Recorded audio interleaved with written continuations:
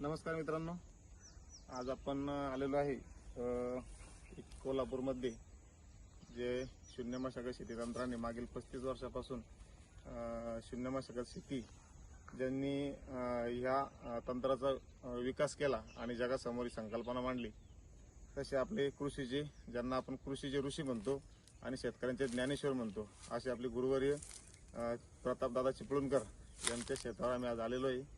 माझ्यासोबत माझे मित्र बाबासाहेब खंडागळे आणि त्यांचे मित्र आणखी आम्ही आलेलो आहे आणि हे आपले दादांचे सहकारी शेतावरील, त्यांच्याकडून आपण माहिती जाणून घेऊ इथली दादांच्या शेतीची। दादा नमस्कार, आपलं नाव सांगा। माझं नाव बाबूराव पांढरदेश। बरं, आम्हाला आता थोडीशी माहिती द्या दादा शेताबद्दल। आता आम्ही इतकं लांबून आलो 600 किलोमीटरहून, संभाजीनगर गाव आमचं। खास म्हणजे आम्ही शेती बघायला आलो दादाची।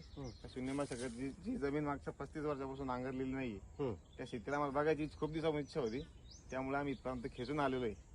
तर आम्हाला थोडंसं सांगायचं याबद्दल। आता ह्यात काय खोडे केळीची लागण करून एक पीक पारखड केलेलं आहे। बरं, तर दुसरं हे खोडवर आपण फुरशी काहीशी निघाय चालू,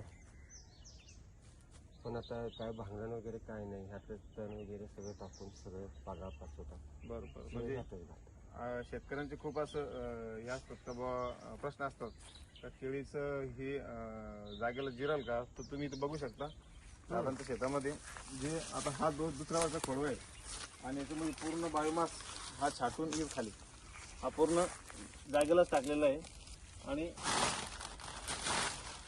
थोडं काय त्याचा ठेवलेला आहे। जवळ आलो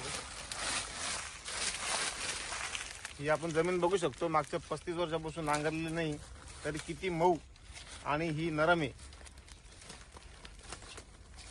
पूर्ण भुसभुशीत आहे जमीन अशी, आणि पूर्ण मुळ्यांचा पसारा जाळा पूर्ण हा जमिनीत तयार झालेला आहे।